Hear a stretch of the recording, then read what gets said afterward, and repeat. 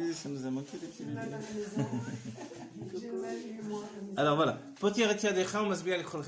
A priori, on dit ouvre tes mains et donne-moi du shefa, donne-moi tout. Mais on voit qu'on dit donne-moi de la volonté.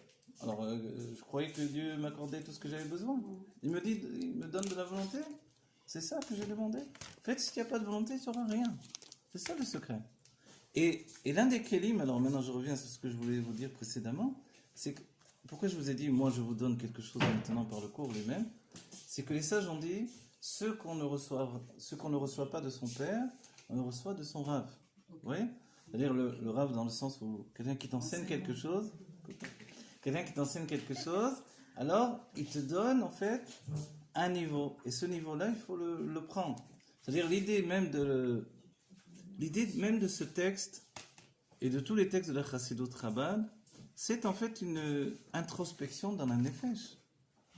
On rentre dans la nefesh et on devient par notre âme, la nefesh c'est l'âme, on rentre dans l'âme et on devient par notre âme un exemple de la structure divine et on fait une corrélation, c'est dire en français comme ça. On fait donc une ashva, un lien, on crée un lien entre la structure divine et ma structure humaine. Et maintenant, en fait, je fais véhiculer des influences divines dans mon être. Vous vous rendez compte ce que ça fait, ça?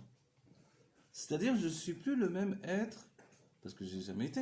Mais dans le dévoilement, je suis arrivé à un dévoilement d'un état divin de mon être dont je n'avais pas conscience jusqu'à présent. Alors, c'est quel niveau quand il y a écrit dans le Tanya Batel Retsoncha? Batel Retsoncha Bepne Retsono. On va pas avoir peur peut-être, non? Ça, c'est un autre niveau, effectivement. Ça, c'est un autre niveau. Nous, voilà, ça, c'est le côté. La Torah, elle met en place deux aspects. L'aspect positif, l'aspect négatif. Pas négatif dans le sens négatif, shlili en hébreu, mais dans le. Donc, Chesed ou Gvura. Vous voyez? Alors voilà, oui. L'autre chose que je veux souligner qui est importante, et ça rejoint le fait de. Si moi, je veux transmettre à mon élève, à mon enfant, à qui que ce soit, à mon ami, on va dire cette émergence du désir en lui, et je ne sais pas comment faire parce qu'il est plutôt éteint, il y a une seule clé qui est possible, c'est l'amour. Parce que l'amour, et c'est la base de la chassidut, c'est l'expression de l'amour. La chassidut Chabad, c'est d'utiliser l'intellect pour exprimer l'amour profond de l'autre juif. Vous voyez?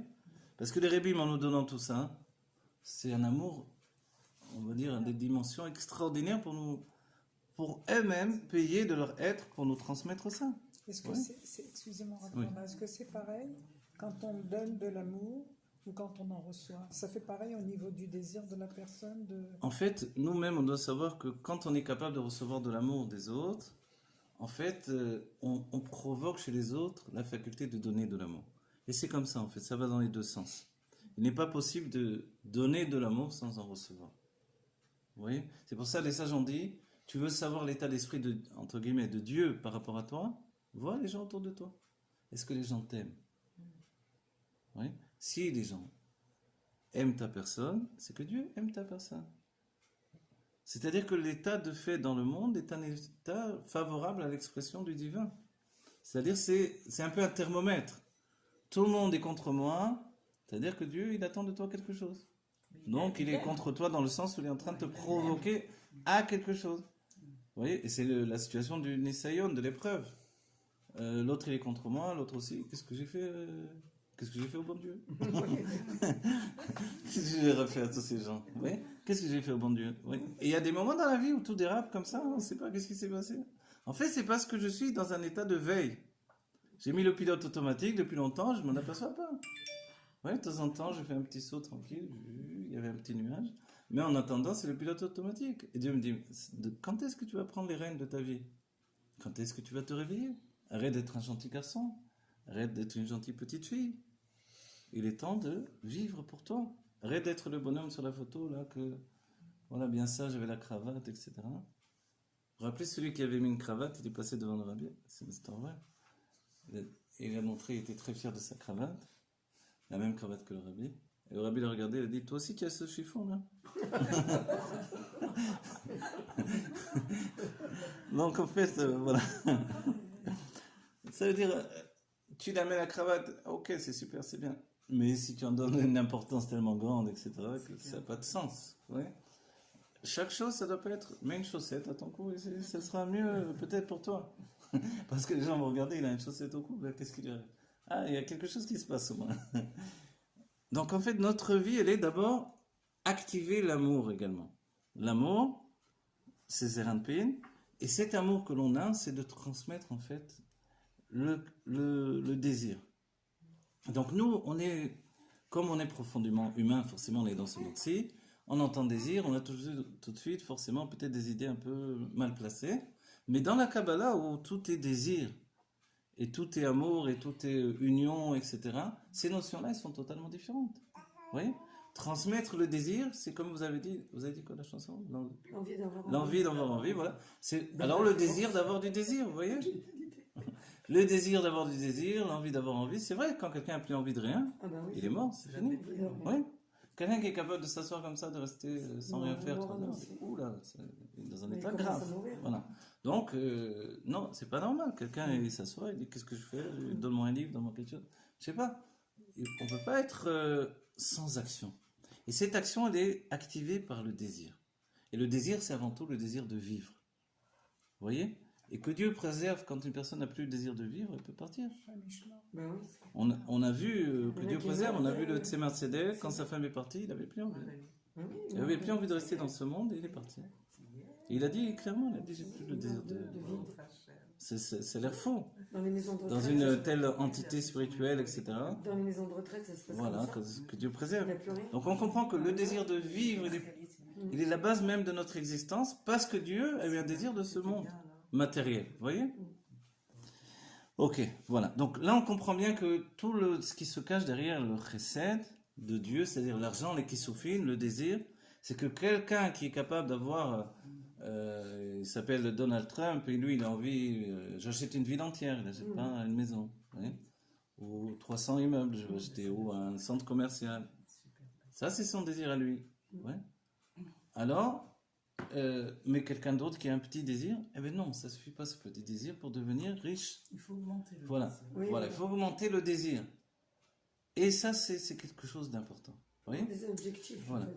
Il faut mettre des objectifs sur sa route. Il faut mettre des Je fais ça, objectifs, je fais ça, c'est je fais vrai. ça. Il faut faire des plans, il faut Je vais chercher, faire il ça. faut... Non, je sais, j'ai compris. Bon, Allez, on c'est va dire pas les dans frères, l'amour qu'on arrive Je veux. à transmettre le désir à quelqu'un, mais si la personne seule, quoi, avec elle-même, sans être dépendant de quelqu'un qui va lui donner de l'amour pour pouvoir dévoiler un désir. Comment elle peut faire toute Par seule? elle-même. Je crois pas qu'on peut rester seul. Je crois pas C'est-à-dire de mois à mois, comment... Alors, Mais- je vais vous dire un truc. Je sais pas, moi, Moi, je me suis rendu compte de quelque chose, et c'est basé sur la Torah. Je vais vous donner l'image de la Torah, et je vais la retransposer dans notre vie. Il y a le fait que l'on dise le Hallel. Dans chaque jour, on dit ce qui s'appelle le petit Hallel. Hallel, c'est les psuké des Imra. Vous voyez? Donc, dans la prière, les premières... je ne vais pas vous traduire ça. Bon, les psuké des Imra, ceux qui connaissent, le début de la prière, c'est des louanges à Dieu. Ce sont des louanges à Dieu. Ashrei, etc. Mais elle est locale, elle est locale. Je louange Dieu, je loue Dieu, je ne sais plus comment dire. Ok. Donc, faire des paroles de louange à Dieu, on va dire, mais pourquoi Dieu il a besoin de ça? Et le Rosh Chodesh, qui va influencer tout le mois, alors on fait maintenant le Hallel. Ok? Et le jour de fête, on fait un Hallel entier, par exemple. Alors, c'est quoi le Hallel? Le Hallel, c'est en fait une telle louange à Dieu qui fait que Dieu, en fait, qui est plus que extrêmement séparé du monde, il est complètement en dehors du monde qu'il a créé dans l'état d'esprit, en tout cas, même si le monde c'est lui. C'est une part tellement infime de sa personne qu'il peut complètement oublier sa création. Or, pour être Mechadesh, renouveler le lien du créateur avec la créature, avec la création, qu'est-ce qu'on fait? On le louange. On le loue, ouais. On le On le loue, hein. renouvelle pour nous, pas pour Oui. lui. Pour nous. Voilà. Et dès ce moment-là, il se rend compte que il y a une créature, On est entre là. guillemets, misérable, méprisable, ou ce qu'on On veut, est là, on est là. mais qui est là, On est là. infinie. Il y a une petite fourmi qui me dit, entre guillemets, par rapport à lui, on va dire, une petite fourmi qui dit, et encore, Je suis là, c'est grand, voilà, qui dit, je suis là, je t'aime, tu es formidable, tu es merveilleux. Ah bon, c'est vrai, bon, d'accord. Et le rabbi dit que même des hommes qui étaient arrivés à des niveaux extrêmes, comme par exemple Rabbi Shimon Bar Yochai, parce que quand on lit le Zohar, c'est vrai qu'on s'étonne. Il y a des louanges sur Rabbi Shimon tout le temps, les élèves donnent des louanges sans arrêt. Oh Rabbi Shimon, toi qui es... Oui, comme dans les pièces de théâtre là, de l'époque. Oh, toi la plus belle des femmes, oh, toi le plus intelligent des hommes. Ouais. Mais dans le Zohar, c'est rempli de ce truc-là pour Rabbi Shimon. Alors, on dirait, ça va, doucement, calmez-vous, vous allez monter la tête. En fait, non. Le Rabbi nous dit, mais c'est parce qu'il est tellement séparé du monde que s'il ne voit pas que je suis désespéré, que je trouve des louanges incroyables pour le ramener vers moi, alors il se déconnecte. Il n'est pas là. Pas du tout. Vous voyez? On a vécu ça avec le Rabbi Rachab. Le Rabbi Rachab, il y a une période de sa vie où il était totalement dehors. Il fallait le ramener sans arrêt. Par des louanges. Par des signes d'intérêt extrême et des louanges de lui dire on ne peut pas sans toi, c'est impossible. C'est-à-dire, tu es tellement élevé, tu es tellement une lumière pour nous, tu es tellement merveilleux, tu es tellement... Je vais dire, bon, ça va, calmez-vous. Mais en attendant, il avait besoin d'entendre ça. Dis, occupe-toi de moi. Voilà. Quoi. Voilà. Rends-toi compte combien tu es important pour nous. On n'a pas de souffle, on n'a pas de vie, on n'a pas de... Et c'est ce qu'on dit avec Dieu. Dieu, qu'est-ce qu'on lui dit? On lui dit ça, on lui dit, j'ai pas de vie sans toi, j'ai pas d'énergie, j'ai pas de souffle, j'ai pas de... En fait, dès ce moment-là, il se retourne vers nous, il éponge son être. Vous voyez? Maintenant, en fait, cette chose-là, pour nous, c'est la même chose sans le savoir. Et je donne un exemple. Je sais pas, on a cité des choses. Je veux écrire un livre, mais je ne lis pas de livre. Qui va me donner l'envie d'écrire? Lis des livres et tu auras envie d'écrire. Vous voyez? Je veux jouer de la musique, mais je n'écoute pas de musique. Bah, excuse-moi, mais comment tu vas faire? Je veux faire des films, je ne regarde jamais un film. D'où tu vas avoir l'envie de faire un film? Vous comprenez? Je veux faire du cheval, je ne regarde pas des chevaux. N'importe quoi, si je ne me motive pas. Et la motivation, c'est aussi de faire un contact. Vous comprenez? Et moi, je sais que j'ai une nature comme ça, quoi. Si j'arrête de lire, si j'arrête de... J'écris plus. Si j'arrête D'enseigner. de fumer, je fume plus. Non, je rigole. Non, si j'arrête d'étudier, je vais peut-être plus enseigner, je sais pas. Mais vous comprenez, il y a ce côté-là. Ne crois pas que la chose va tomber du ciel comme ça. Donc tu veux être riche, dans les livres de coach, ils vous disent, fréquente des riches. Tu veux être pauvre, fréquente des pauvres. Comprenez? Tu veux être fauché, fréquente des fauchés. Tu veux des amitiés intellectuelles, fréquente des intellectuels. Vous comprenez? Tu t'es rendu compte que la Torah c'est ta vie, fréquente des sages de la Torah, des Talmidei Chachamim, etc. C'est en malasot. Donc mets en place un contact entre toi et la chose. Et c'est comme le Hallel en fait. C'est une explication du rabbi, hein, c'est pas de moi.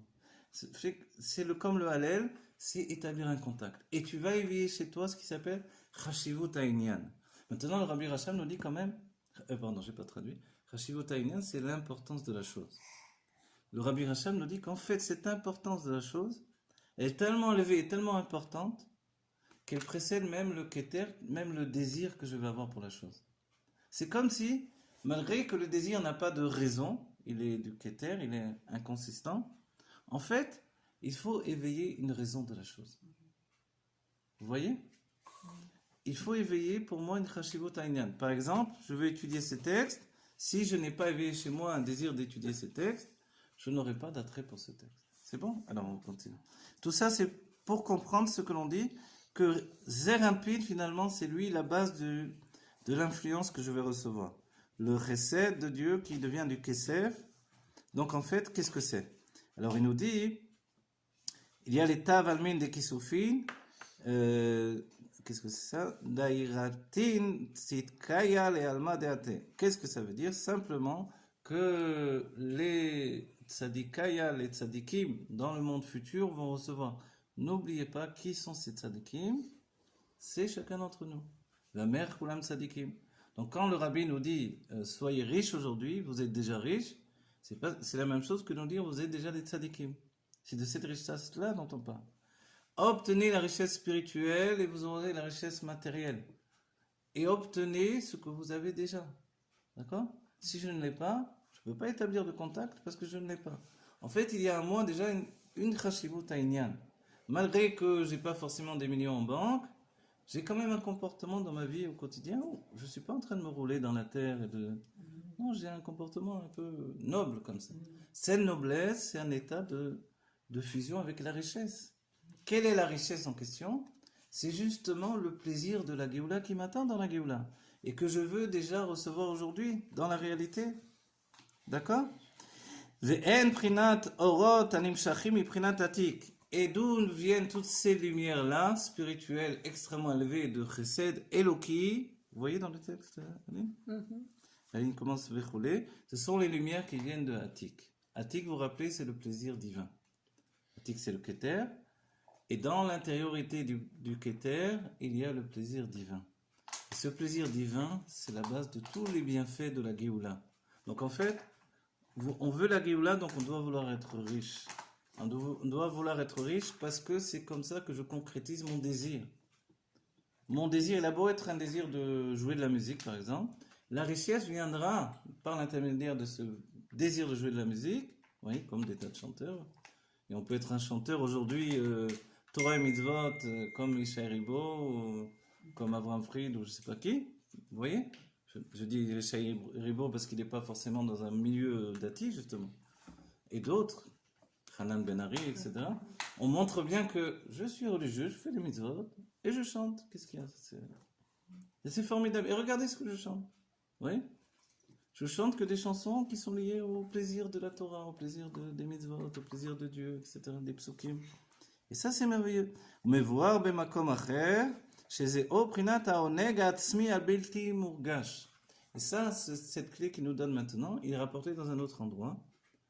Un autre endroit, souvent, en fait, c'est le Rabbi Rachab, dans Tafrechenet, c'est le Samervav, une autre suite de Mamarim, que, en fait, il s'agit du plaisir originel qui n'est pas ressenti. Alors, on va dire, pourquoi il nous dit ça maintenant? C'est quoi? Alors, voilà. Pourquoi maintenant le Rabbi Rachab nous dit ça? Allez, on va boire du whisky 2000 ans On va d'âge. se saouler la gueule. 2000 ans d'âge. Qu'on a acheté aux enchères, qui a coûté... On doit se comporter comme on est déjà, mais on ne le sait pas encore. Voilà, en fait, voilà, le Oui, secret, c'est ce une- qui nous dit c'est- maintenant, C'est une bonne énoute dans notre ça opinion. rejoint et ça répond à votre question de tout à l'heure. Mais moi, je ressens pas ça. Tout ce que, désolé, Quadara, les trucs machin. Quadra grave. Vous êtes grave et tout. Désolé, mais je ressens pas ce que vous me dites là. C'est formidable et tout, mais en fait, je me sens vide, j'ai envie de rien. Donc, je peux pas accéder à une chose que j'ai pas. Et puis mes parents, ils travaillaient dur et tout, donc ils n'avaient pas ça non plus. Alors le Rabbi Racham, il nous dit, mais attends, de quoi je te parle? Je te parle d'un plaisir originel qui est bilti moga, ça veut dire qui est imperceptible, que tu ne ressens pas. Et qu'en réalité, tu ne ressentiras jamais cette intériorité, mais qui peut s'épancher vers toi. Hein? Il va s'épancher vers moi, alors que, en vérité, parce que ce désir, c'est un peu, on revient à la chanson encore, c'est le désir d'avoir du désir dont on parle. Vous voyez? Le désir d'avoir du désir, il est un moteur du désir, moi je vais ressentir le désir, mais le désir d'avoir du désir, il a précédé en fait. Et c'est lui qui est le moteur de tout. Mais moi je croyais que je ne l'avais pas. Regarde, une personne qui est comme ça, qui est et tout à coup il tombe sur une autre personne. Un élève, je donne un exemple dans une réalité moderne. Un élève, il a fait toutes ses années d'études, et puis il est arrivé à l'université, et puis bof. Il se demande à quel moment il va arrêter ce cirque-là, il en aura le bol. Et puis un jour, dans un cours de, je sais pas moi, de philosophie peut-être, okay, même dans l'autre côté on va dire, il tombe sur un professeur passionné. Et là, tout change pour lui. Ça arrive. Hein? Tout change pour lui. Négatif. Quelque chose s'est passé, tout à coup. La première fois de sa vie, il entend un cours qui l'intéresse. Il dit, mais c'est merveilleux en fait, je lisais des livres aussi, puis j'en ai rien à faire. Tout m'ennuyait, tout me prend la tête. Et tout à coup, lui, il a réussi à... Pourquoi? Parce que la personne en elle a un désir d'étudier, un désir de transmettre tellement grand que les élèves se précipitent, ils se bousculent, ils viennent, etc. Et il y a des gens qui ont ces facultés-là. Un professeur de littérature qui est passionné, il est passionnant. Le Rabbi Rachab, il dit, mais si ça ne t'intéresse pas toi-même, ce que tu enseignes, comment tu veux que les autres, ça les intéresse? Oui. Si tu n'as pas de passion pour la chassidoute, tu ne peux pas la transmettre. S'il y a pas la passion. Regardez des gens, vous C'est les beau, allumez la comme ça. passion. Voilà. Quelle est la source de la Ah, passion? c'est ça la source de la passion, C'est ça. c'est Almine de Kisofim. Parce qu'il n'y a qu'avec le la passion pimiut qu'on peut taketer, faire quelque exactement. chose. Même, ça peut être n'importe quoi. Il y a un agriculteur. Ouais. Ah, ils sont belles tes pommes de terre. Ah, tu veux que je te raconte? Tu vas voir. Ah bon, moi aussi j'ai envie de planter des pommes de terre aussi. C'est incroyable. Bon, c'est Neda Shemitah, j'aurais pas dû prendre cet exemple. Ok. Vous voyez, mais quelqu'un de passionné, c'est merveilleux. Cette personne-là, vous savez quoi? Si ça passe par Zeranpin, en finalité, Zeranpin, c'est un jeune homme. Il va rester jeune pour toujours, cette personne-là. Ce sera jamais un vieux. Vous comprenez? Parce que son esprit, il est jeune. La vieillesse, c'est ça, c'est quand l'esprit, il a arrêté d'être passionné par la vie. Il n'a plus envie de rien, rien ne l'intéresse, tout bof, quoi. Hein? Et ça, bon, c'est le chef Abraham. Attention, une table dans $3000. Alors, vous comprenez, c'est pas merveilleux ça en vérité? Ça, oui, voilà, vous avez dit le mot là. Ouais. C'est la passion. C'est la passion. Voilà. La passion. Mais on peut Et l'avoir même à ce tout qui va âge, donner la passion. patience à la personne de faire des élèves, c'est la passion aussi. Vous asseyez devant un élève, vous asseyez. Si vous n'avez pas de passion vous-même, qu'est-ce que vous en avez à faire? Oui? Transmettez pas ça, vous n'avez rien transmis. Qu'est-ce qui a fait les grands écrivains? Il y a toujours quelqu'un sur leur chemin qui dit, oh, je sais pas moi. Voilà. Rimbaud, il a eu un professeur, je sais plus comment il s'appelait, qui l'a allumé. Ah, tout à coup, quelque chose s'est passé en lui, etc. Voilà, ils sont toujours jeunes. Même vous voyez, il a 80 ans, 90 ans. Vous voyez qu'il est là, il cherche. Voilà. Oui, il Un reste jeune. passionné de cyclisme. Ah oui, 100 et quelques. J'ai vu celui-là.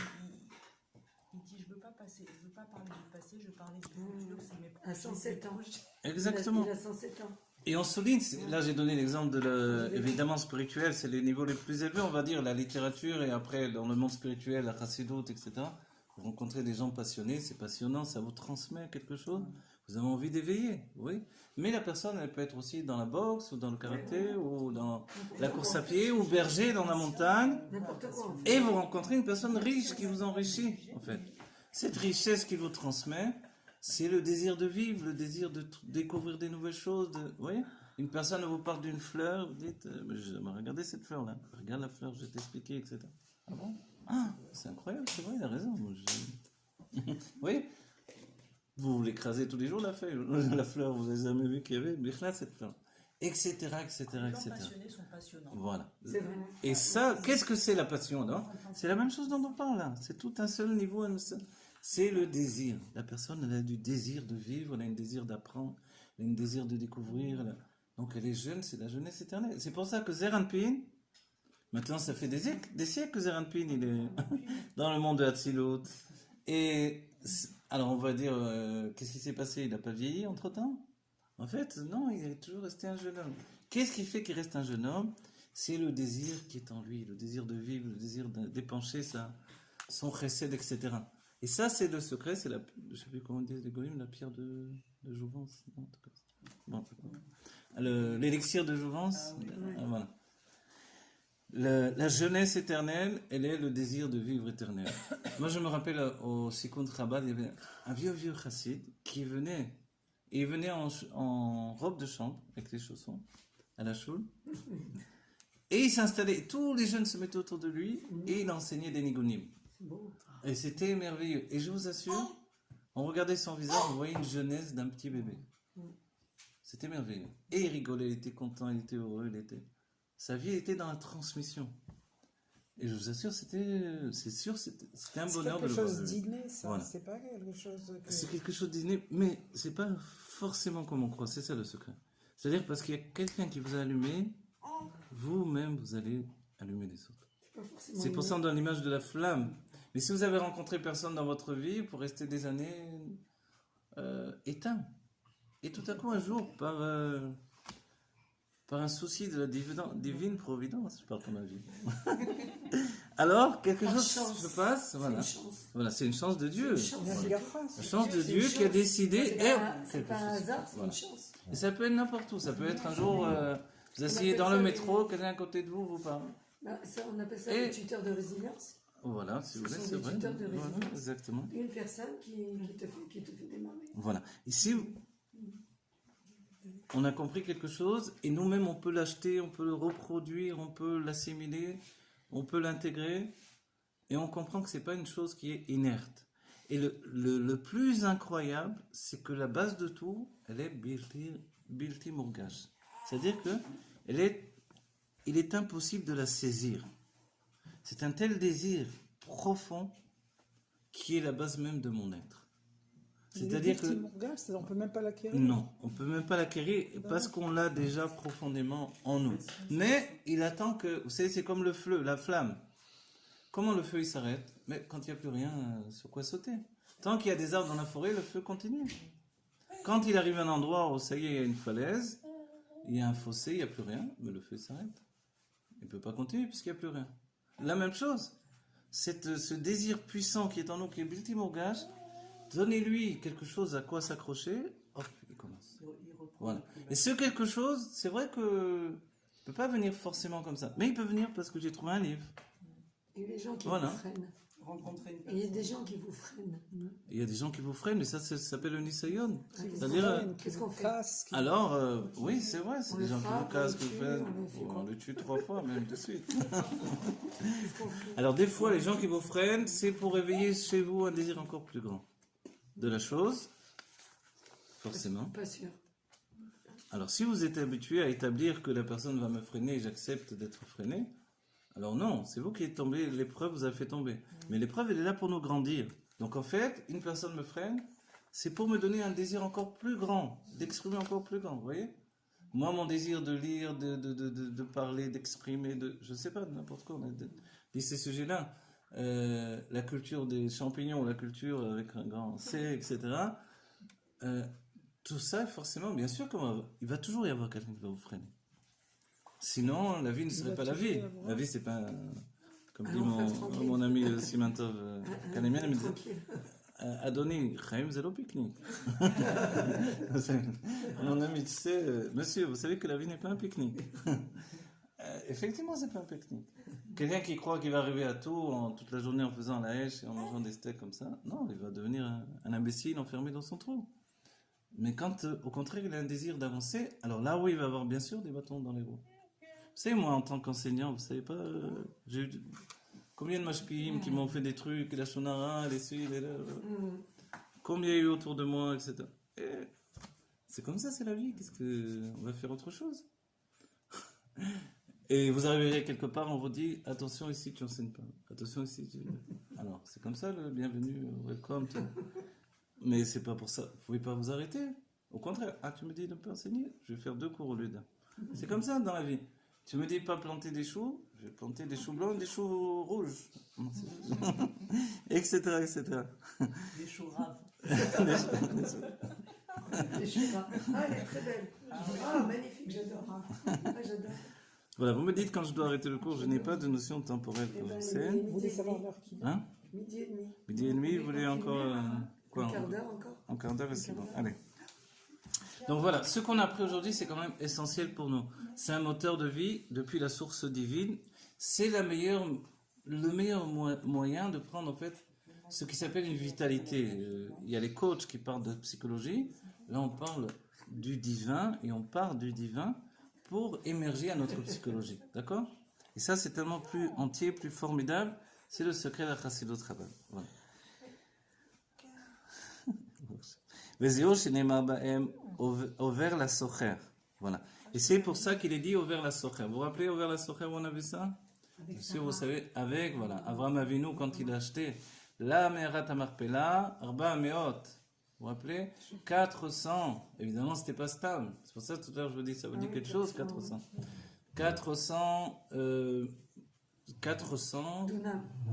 Dunam. Non. 400 cycles. Ouais, c'est très traduction. Mais C'était shekel. pas Shekel la Kodesh? Shekel la Kodesh. En français, Le shekel, c'est une shikoul. Vous vous rappelez pourquoi on dit shekel? C'est-à-dire 400 cycles d'argent. C'est une traduction, mais elle n'est pas vraie, je ne sais pas. Cycle, ça veut dire peser aussi? Ça veut dire, pardon? Ça veut dire peser, cycle, quand on dit en français? Non. Bon, alors, en tout cas, nous, la vraie traduction, elle est 400 poids d'argent, en fait. Voilà. D'argent pesé. C'est-à-dire on pas de pesait l'argent, l'avant, des on pièces pesait d'argent avant, ouais. qui sont faites de... Dans les je sais pas bourses, quoi. comme ça, on peut. C'est vraiment des mesures d'argent pesées qui a le poids de 400, voilà, dans le Mishkan, dans le poids. Et 400, c'est le chiffre qui nous intéresse, parce qu'il est en relation avec les plaisirs divins. Donc quand on dit ouvert la socher, on dit alors qu'est-ce qui se passe? Pourquoi Abraham Avinu il a fait ça? Pour le plaisir du corps de Sarah, parce que Sarah représente le corps et lui il représente l'âme. L'âme investit 400 mesures de plaisir de l'âme dans le corps. Vous comprenez ce truc de fou? En vérité, c'est un sujet éternel. Il faut s'en servir alors. Mais oui, ça veut dire le plaisir de l'âme a été investi dans le corps. Mais Vous le comprenez? corps lui-même et l'essence. C'est quoi le secret de... Voilà, le secret. Mais vous savez ce que nous disent les gens ici? Eh, Adonis, réveille-toi, elle est morte. Voilà ce qu'ils vont nous dire. Les méchants. Voilà, ils vont nous dire ça. Adonis, réveille-toi, elle est morte. Voilà. Mais non, tu n'as rien compris, elle est vivante. Pourquoi je mets 400 mesures de désir dans une morte? Elle est vivante, c'est ça, Chaye Sarah, la parachat Chaye Sarah, la vie de Sarah, c'est ça, la vie éternelle. Je mets ces 400 mesures de désir dans le corps parce que le corps est éternel. Je veux établir que le corps est éternel. Et l'Atidavo, quand c'est le corps qui va vitaliser l'âme, je retrouverai tout ce que j'ai investi dans le corps. Je ne m'inquiète pas de ce côté-là. Et ça, c'est le secret que le Rabbi, le Rebbeim, la Chassidou, le Zohar, essaye de nous transmettre et nous, on doit les intégrer dans notre vie. Ne crois pas que la mort est effective. Tant qu'il y a du désir, tu restes vivant. Comprenez? Rien ne peut t'écarter de la vie éternelle si tu as du désir. Ni dans l'âme et ni dans le corps. Alors c'est ça la vie éternelle. C'est ça la vie éternelle. C'est tant que j'ai du désir, je suis dans la vie éternelle. Et c'est pour ça qu'on dit que... Vous vous rappelez le mot niftar en hébreu? Ça veut dire patour mina mitzvot.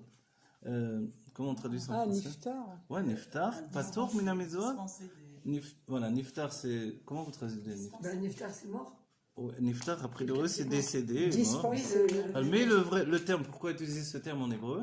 Parce que le mot en hébreu il est toujours dans l'analyse. Ça veut dire le fait que je suis... Je fais plus de comment on mitzvot. dit en français maintenant? Pas Patour toujours. mina mitzvot. Elle a Dispenser. Ah, dispenser des mitzvot. Oui, Excusez-moi. dispenser. Dispenser de faire les mitzvot. Donc celui-là est mort, forcément. Mais pourquoi on dit quand on rentre dans les cimetières, on cache les tzitzit? Faut pas faire honte, etc. Parce qu'en fait, ils ont envie de faire les mitzvot. Donc je vais pas arriver avec mes mitzvot, étaler mes mitzvot. Viens, j'arrive avec les tefilines, le talib, les tzitzit. Si ça va le réveiller, Ah, c'est très voilà. bien. Non, alors parce que ils ont envie de faire les mitzvot justement. Mais s'ils n'ont pas envie, qu'est-ce qu'on s'en fiche de leur montrer les tzitzit? Je m'en fiche de tes tzitzit, sors de là. Oui.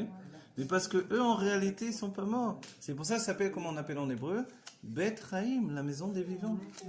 Mais ce secret-là, il est très important à notre époque, il doit devenir une réalité. Donc ce qui véhicule tous ces enseignements-là, c'est le désir divin. Et qu'est-ce que sera la Géoula? C'est le dévoilement d'Arba Meot Almin de Kisufin, Tav, dont on a parlé maintenant. C'est Almin, pardon, je ne t'ai pas trop dit. C'est 400 mondes de désir. 400 mondes de désir. Mais pourquoi on ne dit pas 400 mondes de plaisir? Parce que le désir est plus Le élevé désir que le est plus plaisir simple. déjà. Voilà. Parce que le désir est plus important que le précède. plaisir. Parce qu'on n'aura jamais de plaisir si on n'a pas de désir qui a Ben oui, précédé. d'en avoir. D'en avoir. Quelqu'un, voilà, Le désir quelqu'un... précède le voilà. plaisir. Ben ouais. Ça dit Denis? On revient à génialité. Ah, Denis, non, d'accord. Quelqu'un n'a pas de désir. En fait, on peut faire une chose pour lui faire plaisir, mais là, il a raison, j'avais pas Mais envie le de truc, c'est qu'on ne peut pas donner de désir ni de plaisir. Voilà. On peut donner du plaisir, mais pas de désir. à Voilà, quelqu'un. exactement. Donc, si la personne, elle n'est pas dans un moment d'expression de son désir, moi, je lui apporte quelque chose qui, normalement, lui fait plaisir, quand il a du désir, et là, il n'en veut pas. Mais on ne veut pas. Voilà. Pourquoi? Parce qu'il n'est pas dans un moment où il a du désir. Voilà. Donc, ce qu'il faut éveiller, c'est pas le plaisir qui est la finalité de la fin de C'est l'histoire. le désir. C'est le désir qu'il faut éveiller. Voilà. C'est-à-dire, on peut donner Et du c'est pour plaisir, ça, mais pas du même plaisir. intellectuellement. Le plaisir, il le trouve tout seul. Voilà, exactement. Les sages ont dit, Tel les chacham beremiza. Donne aux sages dans beremiza, c'est-à-dire dans l'allusion. Pourquoi l'allusion? Dis-lui clairement les choses. Pourquoi tu vas faire? Non, je veux éveiller son désir. Hein, je lui dis, oh, je dis un truc. Ah bon, c'est vrai? Ah bon? Il commence à se poser des questions, etc., etc. Éveiller l'intérêt. Voilà, éveiller l'intérêt. Si tu éveilles pas l'intérêt de l'autre, tu n'éveilles pas son désir de découvrir et d'accéder au plaisir. Oui. Le plaisir, lui, il est un aboutissement. Ah, vous venez pour le cours. Récupérer un paquet. Ok. Vous voyez, le bébé, sa situation, c'est du désir, tout le temps. Qu'est-ce qu'a dit le Tzemach Tzedek sur la Nefesh Abamid? C'est Ratzon Leitaneg, une volonté d'avoir du plaisir. Oui. Une volonté d'avoir du plaisir, comment on peut dire dans un autre mot? Désir. Oui. Volonté d'avoir du plaisir est égale à désir. C'est ça? Il y a le tatava. Oui, La donc, tava, c'est la le désir Nefesh aussi. Abamid qu'on a vu comme un ennemi pendant des siècles, dans cette optique-là, je dis, mais sans la Nefesh Abamid, moi je suis un golem, je suis une statue d'argile là, qui est à moitié morte. Ah non, mais grâce au désir, parce que j'ai des désirs, j'ai envie de choses et des choses et des choses, je suis en éveil, je suis toujours en éveil, vous voyez.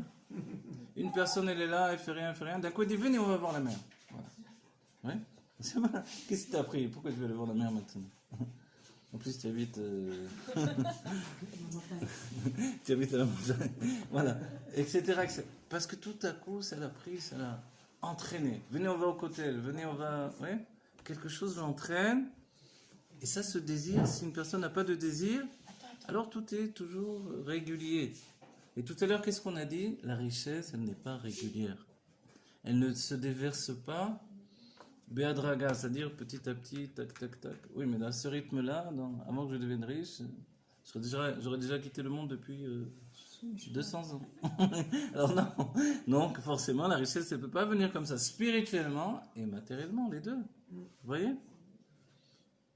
Donc, quand les sages ont accédé à des choses extraordinaires, mais tu sais le désir qu'ils avaient d'étudier, le désir de connaître, de comprendre, d'assimiler, d'accéder au secret. Et ils n'étaient pas dans la richesse en plus. C'est le rachat qui était dans la richesse. Oui, mais quelques-uns étaient dans la richesse parce qu'ils dévoilaient un état de Géoula. Rabbi Yehuda Nassi dévoile un état de Géoula. Oui. En contrepartie, il a payé cher parce qu'il y avait des problèmes de santé très très graves, etc. Mais il devait établir ce fait-là pour installer une nouveauté dans le monde. La Mishnah, l'écriture de la Torah chez Baal Pé, il devait l'écrire. La Torah orale devait être écrite.